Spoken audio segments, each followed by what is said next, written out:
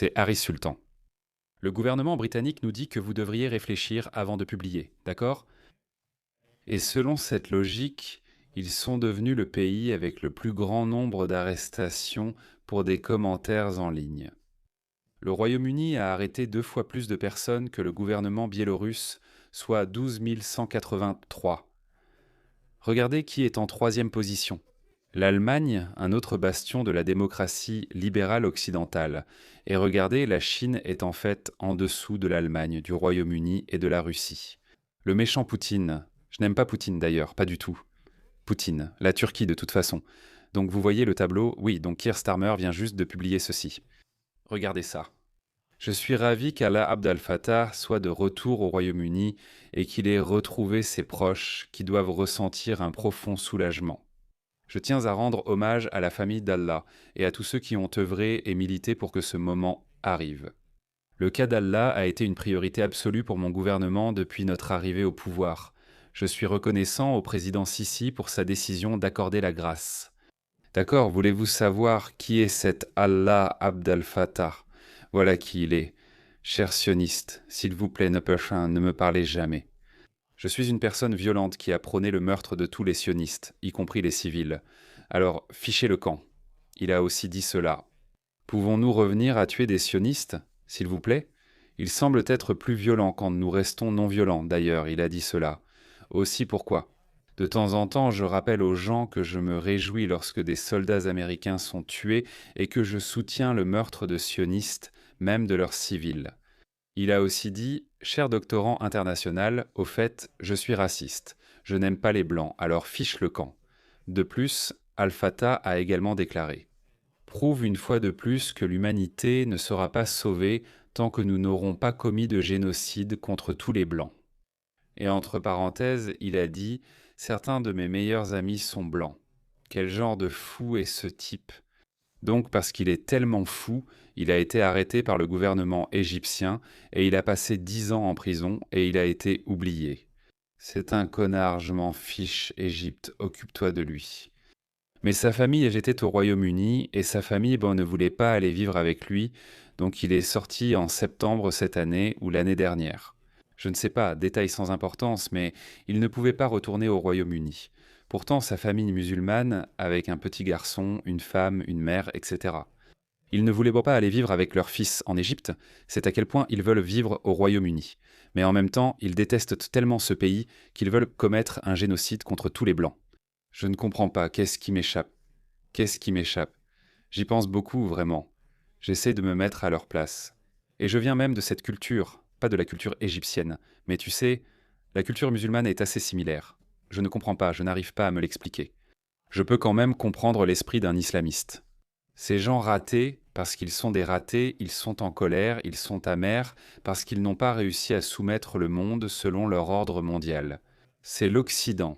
Vive les États-Unis, États-Unis d'Amérique, ils détestent les États-Unis, et l'Occident parce que c'est l'ordre mondial américain qui dirige le monde. Voilà ce qui arrive quand on perd une guerre, on ne décide plus comment le monde est gouverné. Je comprends leur état d'esprit. Colère, frustration, sentiment d'humiliation, car ce n'est pas leur ordre mondial, pas de chance. Mais ce que je ne comprends pas, c'est l'esprit des politiciens occidentaux de gauche, comme Kiastama. Il veut te tuer, toi et toute ta famille, il veut commettre un génocide contre toi et tu continues à le soutenir. Pourquoi? Et as-tu vraiment vu des personnalités éminentes comme même Piers Morgan dire cela? Ah, et si les Blancs devenaient minoritaires au Royaume-Uni? Londres est aujourd'hui blanche à 36% évolution sur environ 40 ans. Mais l'Angleterre est environ 70% blanche. L'Angleterre. Oui! D'accord, eh bien, c'était en 99-1945. D'accord, donc nous avons évolué. Vous devenez une minorité dans le pays, mais personne ne veut le dire. Je pense qu'on risque d'être arrêté pour le dire ici. C'est une suprématie blanche, la population autochtone. C'est un fait statistique. Je pense qu'en 2007, nous serons une minorité, pays blanc. 2063. À partir d'aujourd'hui, eh bien, J'ai lu un peu plus tard. ce sont des chiffres dynamiques, ils changent. Voici ma question pour vous. Et alors? Aucune autre culture n'est invitée à accepter son extinction. Aucune autre culture, c'est seulement la culture blanche. Après avoir été malmenés, humiliés, leur culture leur a été enlevée, leurs sociétés ont été dépouillées de leurs valeurs. Désormais, s'ils disparaissent, et on leur demande d'accepter leur extinction. Le Royaume-Uni, un pays qui existe depuis 2000 ans, devrait simplement dire « pas de chance ». Tower Hamlet appartient aux Bengalis, certaines parties de Londres appartiennent aux musulmans, certaines parties de Bradford, de Manchester et de Birmingham. Les musulmans de l'Umrock, acceptez-le simplement, vous n'avez pas le droit de dire quoi que ce soit à ce sujet. Vous êtes raciste, tellement pathétique ce mot raciste. Il y a une autre chose que je ne comprends pas. Comment les gens peuvent-ils avoir plus peur du mot raciste que du mot violeur ? C'est comme dire « je préfère ne pas parler des violeurs car être traité de raciste serait pire. Je ne supporterai pas ce label. » Donc si des gens violent, pillent, tuent, poignardent et essaient de prendre le contrôle de la société, je ne devrais pas en parler. Attention, si on me traite de raciste, c'est la fin du monde pour moi. Pourquoi ? Pourquoi ? Ce n'est pas une question de race mais de culture. Comme je l'ai dit, la race est simplement le phénotype le plus visible. C'est pourquoi nous relions le comportement des gens à leur race, alors qu'en réalité, c'est la culture qui influence leurs actions. J'en donne toujours un excellent exemple. Les Indiens britanniques y gagnent le plus, ils perdent le plus d'impôts par habitant, plus que les Blancs. Les Pakistanais et les Bengalis, en revanche, sont en bas de l'échelle, en dessous des Noirs. Pourquoi ? Les Indiens et les Pakistanais sont-ils ethniquement similaires ? Je suis Pandjabi et il y a aussi le Pendjab en Inde, donc ethniquement, on pourrait dire que j'ai une origine qui a été historiquement indienne. Mais grâce à la division du sous-continent indien, je me suis retrouvé du côté pakistanais. Ethniquement, nous sommes les mêmes, car la culture en Inde est très différente. En Inde, ils veulent que leurs enfants étudient, travaillent dur et gagnent de l'argent. Les musulmans, eux, cherchent surtout à dominer, avoir plus d'enfants et profiter des aides sociales selon l'argument culturel. C'est la raison pour laquelle vous retrouvez les mêmes groupes ethniques au sommet et ils font la même chose en Amérique et en Australie. Des personnes similaires sont opposées juste à cause de leur culture différente. Ce n'est pas la race, mais la culture qui pose problème. Comme je l'ai dit, la race étant le phénotype le plus visible, nous associons donc les comportements à la race. Nigel Farage en a aussi parlé. Regardez ce qu'il a dit. Ce gouvernement empire. L'article de la British Broadcasting Corporation ne mentionne pas non plus ces tweets violents. Voilà. Oh, il y en a encore, d'autres perles de sagesse de ce type. Oui, je considère que tuer n'importe quel colonialiste, et surtout les sionistes, est héroïque. Nous devons en tuer plus. Il ne mâche même pas ses mots, il utilise littéralement des propos violents. F, on dirait que tu as besoin de plus de peur. Des fusillades aléatoires sur des hommes blancs devraient en les convaincre. Le racisme coûte des vies. Comment cela n'est-il pas du racisme ? Je veux dire, qu'est-ce que c'est ? Qu'est-ce que c'est ? Et ce Premier ministre pathétique ?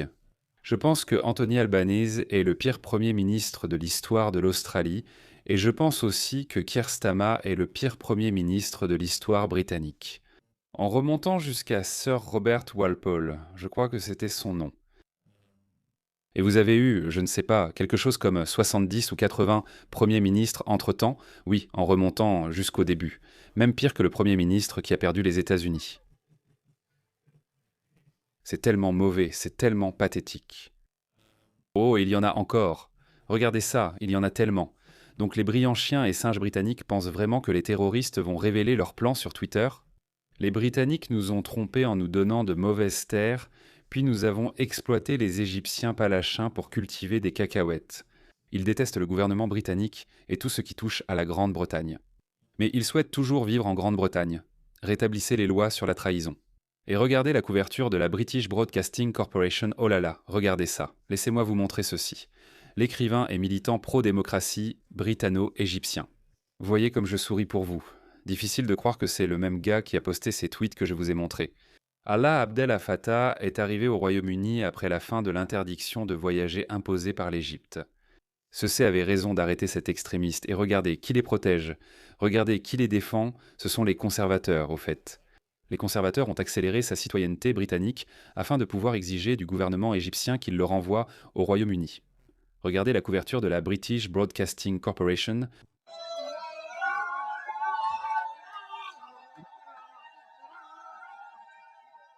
C'est ce type-là.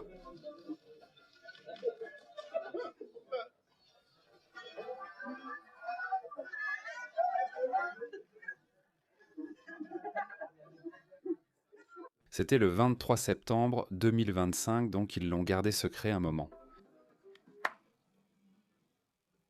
Cet homme veut commettre un génocide contre les Blancs, selon ses propres mots. Regardez la police à 2 vitesses au Royaume-Uni. Donc à gauche, vous avez l'humoriste Graham Linehan. Il a été arrêté par un officier armé dans un aéroport de Londres. Des mois après avoir publié des commentaires en ligne sur les personnes transgenres, des commentaires très bénins. La raison, avoir plaisanté sur les personnes trans.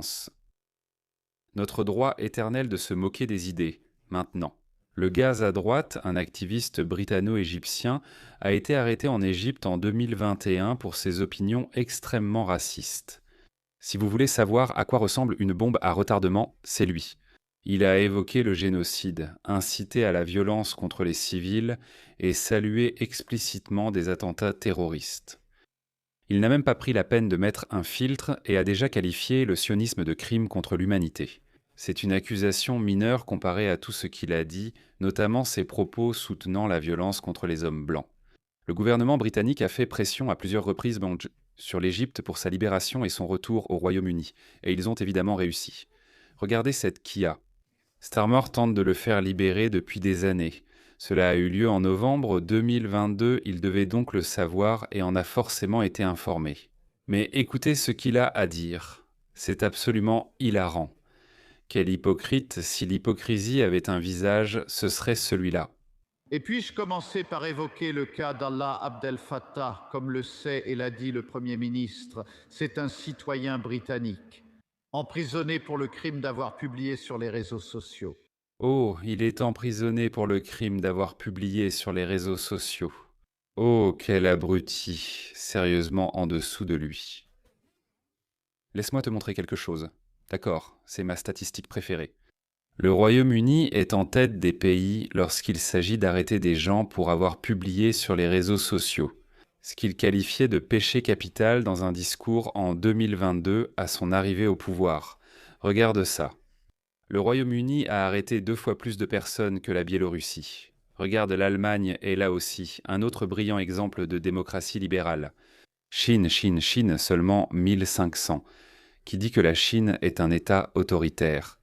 Et a été emprisonné en Égypte pendant la majeure partie des 9 dernières années. Il est en grève de la faim depuis 6 mois. Il n'est pas mort. Le Premier ministre dit en avoir parlé avec le président Sissé. Pourrait-il nous dire quel progrès il a réalisé pour obtenir la libération d'Allah ? D'ailleurs, ce sont les conservateurs qui ont accéléré sa citoyenneté britannique. Ce sont les conservateurs qui ont essayé de le faire sortir d'Égypte. Donc ils se sont tous les deux simplement crachés dessus et n'auraient pas dû le faire. Et en plus, il ne publiait pas seulement en anglais, sans honte, il le faisait aussi en arabe. Laissez-moi vous citer ce qu'il a dit. « Si nous ne pouvons pas tuer les officiers, trouvons une cellule terroriste pour tuer leurs enfants et torturer leurs mères. Ce type est complètement dérangé, dit Drew. L'Égypte avait raison d'emprisonner cet homme. Sissi était un lion. Désolé Sissi. » Les gouvernements occidentaux adoptent une attitude moralisatrice et tentent de donner des leçons sur les droits de l'homme à des pays comme l'Égypte, les Émirats arabes unis ou l'Arabie saoudite. Ils le font mieux que vous, laissez-les faire, ils connaissent ces gens.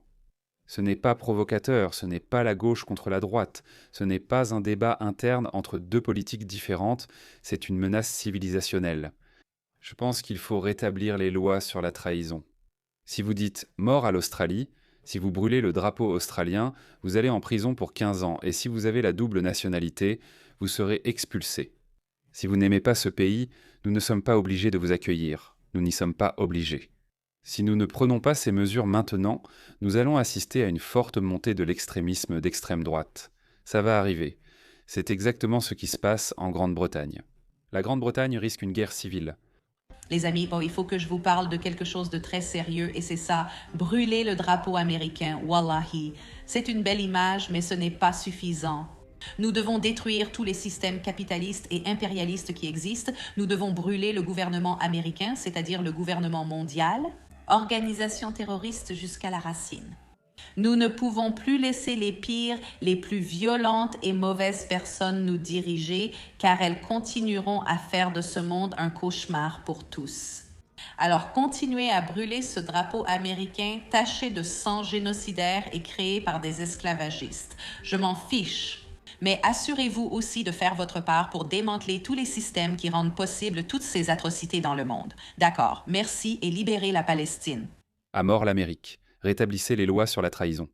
Désolé, je sais que l'Amérique a une vision différente de la liberté d'expression. La liberté d'expression devrait fonctionner dans un cadre systémique. La liberté d'expression ne doit pas être accordée à ceux qui veulent renverser la Constitution ou le gouvernement des États-Unis. C'est pareil pour ceux qui veulent renverser la Constitution, le gouvernement ou le statut d'État de l'Australie. Nous ne pouvons leur accorder aucun droit, surtout pas la liberté d'expression. Aucun droit ne peut vous être accordé. Le seul droit que vous avez, c'est de vous taire et d'aller en prison pour très longtemps. C'est le seul droit que nous devons leur accorder. Donc nos gouvernements nous forcent à changer notre mode de vie, mais ne prennent aucune mesure contre ces personnes, les islamistes et les extrémistes d'extrême gauche. Je l'ai déjà dit, l'Allemagne était réputée pour ses marchés de Noël. Il n'y a presque plus de marchés de Noël. Rien que cette année, ils ont déjoué 2 attentats terroristes, tuant des enfants qui étaient simplement là pour manger une glace à la vanille. Hormis quelques grands marchés, il reste très peu de marchés de Noël en Allemagne, ce qui affecte directement le mode de vie allemand. Ils l'ont changé au point qu'on ne le reconnaît plus, et on vous dit encore d'accepter le multiculturalisme. Les gens acceptaient le multiculturalisme avant l'arrivée des islamistes. Les générations suivantes sont pires. Comme je t'ai montré à propos de ce type, c'est cet Égyptien, regarde-le, regarde le venin qu'il déverse. Il va falloir que ça change. Ça ne peut plus durer. Regarde ces provocations à Manchester. Charlie Beach a confronté ce musulman. Il y a un marché de Noël qui se tient et ces musulmans diffusent devant des récitations islamiques. Pourquoi? Qu'est-ce que vous faites là? Pourquoi provoquez-vous les gens? C'est peut-être un manque de respect ou une démonstration de force? D'accord, puis-je juste dire une chose, une question, et ensuite j'arrête. Pourquoi manquez-vous de respect à Noël en diffusant des récitations islamiques? Nous le faisons, mais c'est un marché de Noël. Toute la ville est à vous. Alhamdulillah, alhamdulillah, alhamdulillah. Je ne déteste pas les musulmans. Comment pourrais-je vous détester et détester les chrétiens? Peut-être que vous détestez les chrétiens? Ne dis pas ça, inutile de leur dire. Je ne déteste pas les musulmans, aucun de vous. C'est clairement une diversion. Peu m'importe ce que tu penses de moi. Tu détestes les chrétiens. Pourquoi fais-tu ça? Pourquoi fais-tu retentir tes stupides récitations coraniques dans un marché de Noël? Pourquoi? Pourquoi tu ne me vois pas aller dans une mosquée et commencer à faire retentir des hymnes ou des chants chrétiens? Les chrétiens ne font pas ça. Et je suis athée, je suis athée. Je ne crois pas au christianisme, mais je peux clairement voir ça. C'est n'importe quoi. Pourquoi? En Grande-Bretagne, ils arrêtent les prédicateurs chrétiens de rue, mais pas ces musulmans. Regarde cette femme musulmane. Je n'ai pas ma place ici. Je te l'ai dit, c'est pourquoi je détruis et dérange autant. Et j'exploite ta propriété. Toutes les propriétés que tu peux avoir ici, comme des meubles suédois, je les exploite au maximum. Je l'exploite au maximum. Et tu ne peux même rien y faire. Oh! Mon Dieu, laisse-moi le lire. Je n'ai pas ma place ici, je ne t'ai pas dit que c'était le cas. C'est pour ça que je détruis et prends autant. Je peux et je collecte tout votre argent des impôts, tous les avantages que vous pouvez obtenir ici en Suède. J'en profite au maximum, et vous ne pouvez rien y faire. C'est une énorme arnaque aux aides sociales partout. Dans chaque pays que tu regardes, je l'ai vu ici en Australie, ces Afghans, Pakistanais, tellement de gens. Nos impôts nous sont pris pour d'abord subventionner leur mode de vie et ensuite finalement ils vont nous remplacer. Je mets tout ce que je veux faire sur AirTask. Par exemple, pour monter un trampoline, je n'avais pas envie de le faire, alors je l'ai mis sur AirTaska. AirTask vient de Craigslist, et il y avait tellement de réponses d'Indiens. Ils proposaient soit de le faire pour 100, voire même 75. Je sais que c'est un travail de 3 ou 4 heures et tous les ouvriers blancs. Ils demandaient 400 ou 500. J'ai même choisi celui à 500, mais pourquoi quelqu'un choisirait celui à 500 alors qu'on peut en avoir un pour 100 ou 150? Pourquoi? Ils inondent le marché de main-d'œuvre bon marché, ruinent leur mode de vie, puis disent « les Blancs ne veulent pas faire ces petits boulots ». Je vois comment les emplois disparaissent parce que le gouvernement australien a inondé le marché du travail australien avec de la main-d'œuvre bon marché venant de pays du tiers-monde. Pourquoi? Je ne comprends tout simplement pas pourquoi ces ouvriers sont en train de faire faillite.